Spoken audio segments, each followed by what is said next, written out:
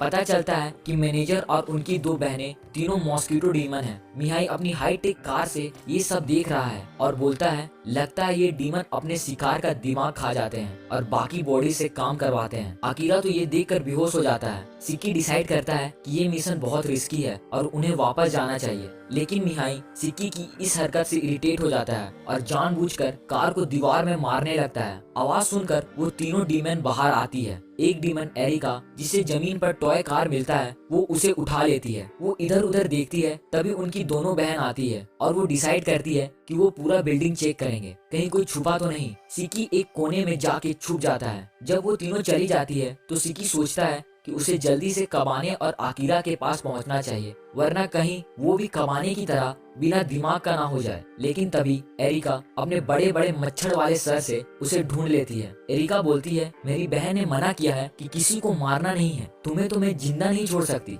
जैसे ही वो सिक्की पर अटैक करने के लिए आगे बढ़ती है, मिहाई कार के इलेक्ट्रिक मोड से उसे करंट मार देता है। मिहाई कहता है क्या कर रहे हो तुम सिक्की, बिल्कुल स्टैचू बने हुए हो। उसने देखा कि सिक्की बहुत ज्यादा डरा हुआ है। पता चलता है कि वो एक ट्रॉमा से गुजर रहा है और अपनी वीकनेस छुपाने के लिए वो टफ बनने की एक्टिंग करता है। सिक्की बहुत डरा हुआ रहता है और उसे अपने बचपन की याद आती है जिसमें वो अपनी माँ के साथ था और वो सोच रहा है कि आखिर वो कैसे अलग हुआ। मुझे हमेशा से डर लगता था भूत से, अंधेरों से, पर मुझे कुछ याद नहीं। इसका मतलब है कि कुछ बहुत बुरा हुआ होगा। दूसरी तरफ मिहाई कबाने और आकिरा से सिक्की को बचाने के लिए कहता है। जैसे ही वो अंदर जाते हैं, दूसरी डीमन सिस्टर वहाँ आ जाती है। मिहाई सिक्की को डराने लगता है और फिर वो ऐसी ऐसी बातें बताता है कि सिक्की का गुस्सा 7वें आसमान पर पहुँच जाता है। वो गुस्से में उस टॉय कार पे एक मुक्का मार देता है। सिक्की कहता है बस अब और नहीं, और अपनी इनविजिबिलिटी बढ़ा देता है और मच्छर रानी से दूर भागने लगता है। वो उसे अपनी स्पेशल एबिलिटी यूज करने पर मजबूर कर देता है, जिससे वो सब कुछ देख सकती है। सिक्की उसे कंफ्यूज करके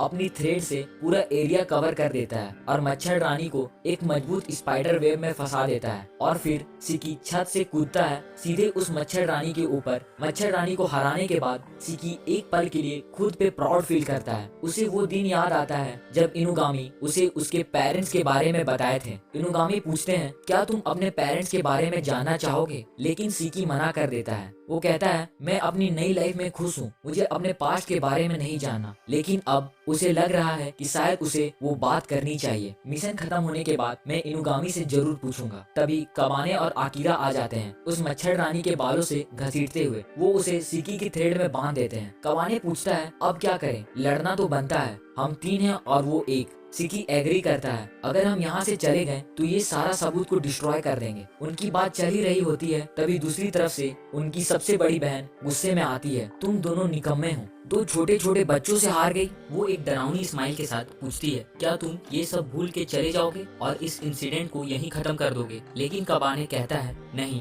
तुमने बहुत लोगों का नुकसान पहुंचाया है, ये हमारा काम है तुम्हें रोकना। वो हंसने लगती है तो इसका मतलब नेगोशिएशन फेल हो गया, अब मुझे खुद ही ये काम खत्म करना होगा। उसकी बहन उससे कहती है तुम चिंता मत करो, इन्हें हम संभाल लेते हैं। लेकिन वो एक ही झटके में अपनी दोनों बहनों को खत्म कर देती है। फिर वो अपने असली रूप दिखाती है, एक जाइंट मॉस्किटो डीमन। वो कबाने की तरफ बढ़ने लगती है। कबाने जानता है कि सिक्की बहुत थक गया है और आकिरा, वो तो आकिरा है, वो खुद ही आगे बढ़ता है और उस पे हमला कर देता है। कबाने उसके वाइटल ऑर्गन पर अटैक करने की कोशिश करता है, लेकिन वो अपने तेज हाथों से उसे रोक लेती है। वो अपने मुंह से, जो कि एक स्ट्रॉ की तरह, कबाने के सीने में छेद कर देती है। सिक्की अपने बची खुची ताकत के साथ आगे बढ़ता है, लेकिन वो उसे एक ही थापड़ में गिरा देती है। अकीरा ये देखकर गुस्से में आ जाता है, कैसे हिम्मत हुई मेरे दोस्त पे हाथ उठाने की। वो अपना अटैक यूज करता है, लेकिन वो बिल्कुल बेअसर है। वो उसे भी 1 लात मारकर बेहोश कर देती है। कबाने अपने दोस्त को ऐसे हालत में देखकर मजबूर हो जाता है। उसे याद आता है कि वो कितना स्ट्रॉन्ग बनना चाहता है। वो अपनी पूरी ताकत से उस पे हमला करता है, लेकिन कुछ नहीं होता, उल्टा उसकी हड्डियां ही टूट जाती है। तभी मिहाई उससे कहता है तुम अपनी डिमोनिक पावर को यूज नहीं कर रहे हो,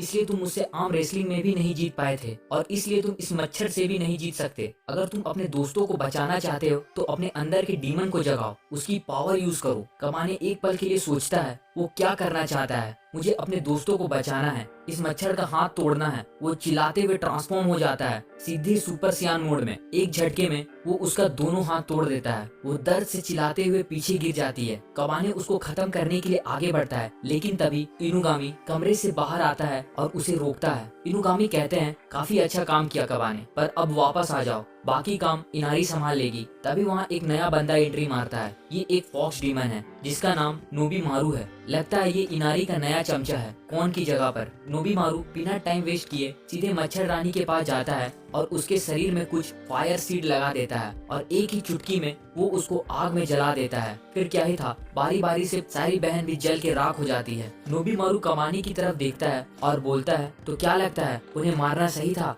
कबाने के पास जवाब नहीं है। नोबीमारू कहता है तुम्हारा वो स्पाइडर फ्रेंड लगता है वो भी बुरी हालत में है, उसे घर ले जाओ। जाने से पहले वो एक सीक्रेट बताता है, इनारी ने तुम्हारा लाइफ स्टोन हासिल करने की कोशिश नहीं छोड़ी है, वो काफी टाइम से तुम्हें ट्रैक कर रही है। ये सुनकर कबाने हैरान हो जाता है। नोबीमारू बोलता है वो चाहती है कि तुम खुद से उसे अपना लाइफ स्टोन दे दो और अगर तुमने ऐसा किया तो इनुगामी भी कुछ नहीं कर पाएंगे, इसलिए अपना ध्यान रखना। वो बहुत ही चालाक है। जब सब अपने घर लौटते हैं, अकीरा गुस्से में है क्योंकि मिहाई ने उसे झूठ बोला था कि मिशन इजी है। मिहाई कहता है तुम्हें तो थैंक यू बोलना चाहिए कि मेरी वजह से तुम लोग थोड़े स्ट्रॉन्ग बन गए। इनुगामी बोलते हैं तुम दोनों ने काफी प्रोग्रेस की है, लेकिन मिहाई अगर तुमने फिर से ऐसी हरकत की तो तुम देखना तुम्हारे साथ क्या होता है। रात को कबाने को नींद नहीं आती। वो चुपके से सिक्की और अकीरा के पास जाता है और उनके दिल की धड़कन चेक करता है। चलो ये जिंदा है। अगली सुबह कबाने को लगता है वो कुछ भूल रहा है। तभी उसे कौन की याद आती है, मुझे कौन से मिलने जाना है। वो भागते हुए बाहर चला जाता है। पार्क में कबाने कौन को आवाज देता है। कौन एक पेड़ से नीचे गिरती है और फिर पूछती है इतनी देर क्यों कर दी? मैं वेट कर रही थी।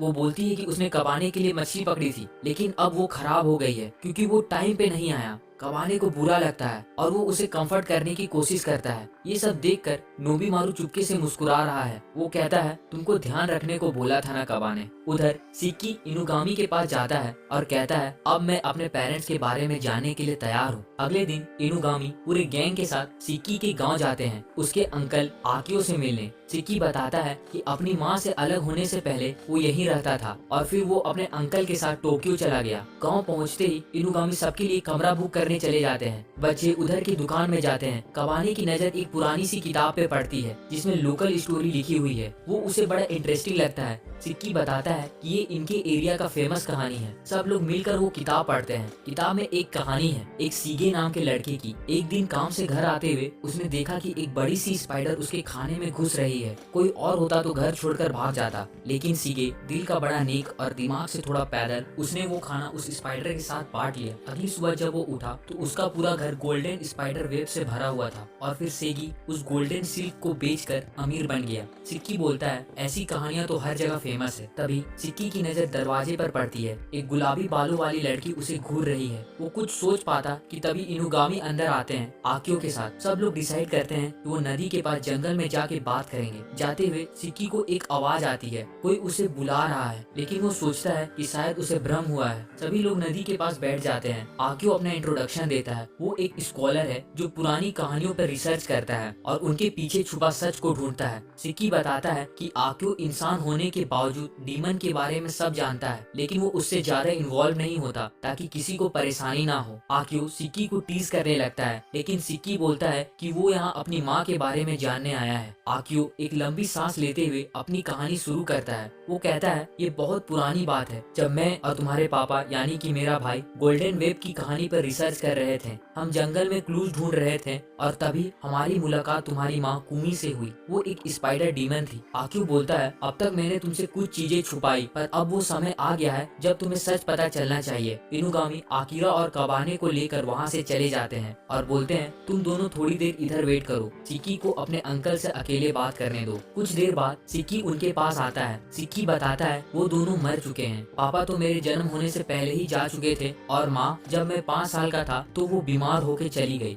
सिक्की फिर बोलता है कि उसे सब कुछ याद नहीं है क्योंकि उसने छोटी उम्र में अपनी माँ की डेथ देख ली थी। वो सबके सामने स्ट्रॉन्ग बनने की कोशिश करता है और हंसते हुए बोलता है कोई बात नहीं, अब मैं ठीक हूँ। लेकिन कबाने को समझ आ जाता है कि सिक्की अंदर से कितना टूट चुका है। कबाने बोलता है तुम झूठ बोल रहे हो। इनुगामी आकियो से मिलने जाते हैं। उधर सिक्की, आकिरा और कबाने एक पब्लिक बात में रिलैक्स करने जाते हैं। आकिरा सोचता है कैसे करे सिक्की को खुश। तभी एकदम से नोबीमारू वहाँ आता है जो कि पूरा पूरा नंगा पुंगा वहाँ आता है। वो कहता है, अरे तुम लोग बिना बताए ही शहर से बाहर चले गए। तभी वो अपने फॉक्स ईयर और टेल दिखाता है। सिक्की और आकिरा ये देखकर हैरान हो जाते हैं। उन दोनों को नोबीमारू अपना नाम बताता है और कहता है, तुम लोग उदास लग रहे हो, चलो नदी के पास जुगनू देखने चलते हैं। तीनों नोबीमारू के साथ जंगल में जुगनू देखने जाते हैं। कबाने नोबीमारू को यहाँ लाने के लिए थैंक्स बोलता है। नोबीमारू कबाने से पूछता है, क्या तुम इस बात से खुश नहीं हो कि सिक्की के पेरेंट्स मर चुके हैं? अगर तुम्हें पता चलता कि तुम्हारे पेरेंट्स जिंदा नहीं हैं, जबकि सिक्की के हैं, तो तुम खुश नहीं हो पाते। कबाने उसकी बात से कंफ्यूज हो जाता है। कहता है, तुम क्या बोल रहे हो, मुझे समझ में नहीं आया। वहीं सिक्की एक डरावने से पेड़ के पास पहुंचता है और उसे अपनी बचपन की याद आने लगती है। कबाने और नोबीमारू उसके पास आते हैं। कबाने उससे पूछता है, क्या हुआ सिक्की? सिक्की कुछ नहीं बोलता और अचानक जंगल में भागने लगता है। वो एक पत्थर के पास जाता है, फिर एक छोटी सी नदी पार करता है और भागते हुए अपने बचपन को याद कर रहा है। वो सोचता है कि कैसे वो अपनी माँ के साथ इन्हीं जंगलों में खेला करता था। उसकी माँ कभी कभी उसके अंकल से मिलने जाती थी काम के लिए। सिक्की हमेशा उनका वेट करता था, लेकिन एक दिन वो वापस नहीं आई। सिक्की को फिक्र होने लगी और वो अपनी माँ को ढूंढने निकल गया। सिक्की को याद आता है कि कैसे उस जंगल में एक छोटी सी बिल्डिंग मिली थी। अंदर का नजारा देखकर उसके होश उड़ गए थे। उसकी माँ एक टेबल से बंधी हुई थी और एक खूंखार मॉन्स्टर उनके ऊपर था। सिक्की चीखा था और बेहोश हो गया था। जब वो उठा था तो वो अपने अंकल के कमरे में था। उसके अंकल ने बताया था कि उसकी मम्मी काम पे बीमार हो गई है और कुछ दिनों के लिए उन्हें अकेला रहना पड़ेगा। सालों तक सिक्की अपने अंकल के साथ रहा, बिना उनके काम के बारे में कुछ पूछे। उसे डर था कि कहीं उसे कोई ऐसी सच्चाई ना पता चल जाए जिससे उसे और भी तकलीफ हो। आज वो फिर से उसी बिल्डिंग के पास पहुंच गया है। नोबीमारू और कबाने भी उसका पीछा करते हुए वहां पहुंच जाते हैं। नोबीमारू बोलता है, ये तो आर्टिफिशियल ब्रीडिंग लैब है। सुना है कि यहाँ पर एक स्पेशल हीलिंग सिल्क बनाई जाती थी जिससे कोई भी बीमारी ठीक हो जाती है। वो सिल्क इंसानों और डीमन हाइब्रिड से बनाई जाती थी, लेकिन 1 साल पहले इनुगामी ने ये केस कवर अप कर दिया था। सिक्की को याद आता है कि इनुगामी ने उसे उसी टाइम के आसपास उसके पेरेंट्स के बारे में बताया था। मैं और इंतजार नहीं कर सकता। वो गुस्से में बोलता है, मुझे अपने अंकल से बदला लेना है। उसने मेरी माँ को बहुत तकलीफ दी है, मैं उन्हें मार दूंगा। सिक्की कबाने से बोलता है, क्या तुम मुझे उन्हें मारने से रोकोगे? कबाने उससे बोलता है, मुझे बस ये बताओ उसकी बॉडी कहाँ दफनाना है। इनुगामी आकियो को लेकर जंगल में जाते हैं बात करने के लिए। इनुगामी उससे कहते हैं, मैं तुम्हारी रिसर्च के बारे में सब जानता हूँ और वो मैं ही था जिसने तुम्हारी रिसर्च को कभी पब्लिश नहीं होने दिया। आकियो गुस्से में बोलता है, क्यों? तुमने ऐसा क्यों किया? आकियो अपना सारा सच बताने लगता है। वो बताता है कि कैसे उसे और उसके भाई को कुमी मिली थी। वो एक स्पाइडर डीमन थी, बिल्कुल सिक्की की तरह। हमें पता चला था कि गोल्डन वेबिंग की कहानी सच है। आकियो की आवाज में अब लालच साफ झलक रही है। मेरा भाई, वो उससे प्यार करने लगा था, लेकिन मुझे तो वो पावर चाहिए थी, वो गोल्डन वेब की पावर। फिर एक दिन मेरा भाई एक्सीडेंट में मर गया। उसी वक्त सिक्की भी कुमी के पेट में था। कुमी सिक्की को लेकर मेरे पास आई। वो बीमार था। इंसान तो आसानी से ठीक हो जाते हैं, लेकिन डीमंस के लिए कोई इलाज नहीं था। मैं सिक्की को हॉस्पिटल ले गया और वो ठीक हो गया। कुमी ने डिसाइड कर लिया था कि वो उसे एक इंसान की तरह पालेगी, लेकिन एक डीमन होने के कारण ये उसके लिए मुश्किल था। तो मैंने उसे एक ऑफर दिया। मैंने कहा कि मैं उस पे एक्सपेरिमेंट करूंगा,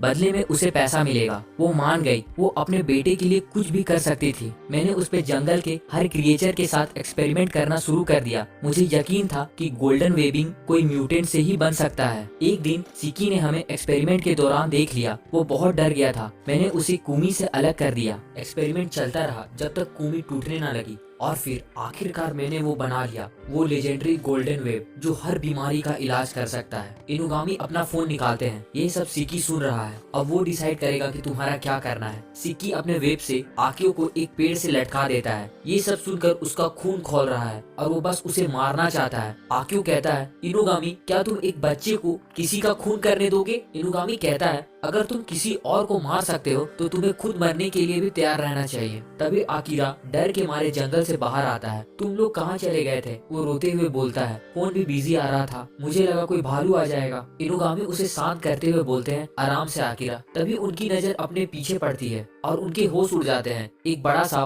व्हाइट स्नेक मॉन्स्टर जंगल से बाहर आ रहा है। इनुगामी तुरंत अपनी गन निकालते हैं और मॉन्स्टर के सर पे गोली मार देते हैं, लेकिन मॉन्स्टर इनुगामी के हाथ पे काट लेता है। उनका हाथ जहर से पर्पल होने लगता है। इनुगामी आकिरा को पकड़ते हैं, लेकिन एक मॉन्स्टर उन्हें जंगल में खींच लेता है। सिक्की, कबाने और नोबीमारू हैरान होकर ये सब देखते हैं कि तभी उनके आसपास कई सारे व्हाइट स्पाइडर मॉन्स्टर दिखते हैं। वो घिर चुके हैं। आकियो एक कमीना वाला स्माइल के साथ बोलता है, ये तुम्हारे भाई बहन है सिक्की, मेरे एक्सपेरिमेंट के अनसक्सेसफुल रिजल्ट। एक मॉन्स्टर सिक्की का सिल्क थ्रेड काट देता है और आकियो को नीचे उतार देता है। आकियो कहता है, ये सब तुम्हारी माँ की तरह बहुत आज्ञाकारी है, ये मेरी सारी बात मानते हैं। सारे मॉन्स्टर एक साथ अपना मुंह खोलते हैं और कूमी की आवाज निकालने लगते हैं। ये सब सुनकर सिक्की के दिमाग में अपनी माँ की यादें ताजा हो जाती है। वो रोते हुए घुटनों के बल गिर जाता है। उसका लड़ने का इरादा ही टूट जाता है। नोबीमारू कबाने से कहता है, अब सिक्की नहीं लड़ सकता, तुम क्या करोगे? कबाने पहले से अपने सुपर सैयन मोड में है। वो नोबीमारू को चुप रहने को कहता है और सिक्की की तरफ बढ़ता है। सिक्की से पूछता है, क्या मैं कुछ कर सकता हूँ? सिक्की कबाने का हाथ पकड़ लेता है और उसकी मदद करने के लिए कहता है और फिर शुरू होता है कबाने का कांड। वो एक के बाद एक मॉन्स्टर को खत्म करने लगता है जैसे वो कुछ भी नहीं है। नोबीमारू भी उसका साथ देता है। उधर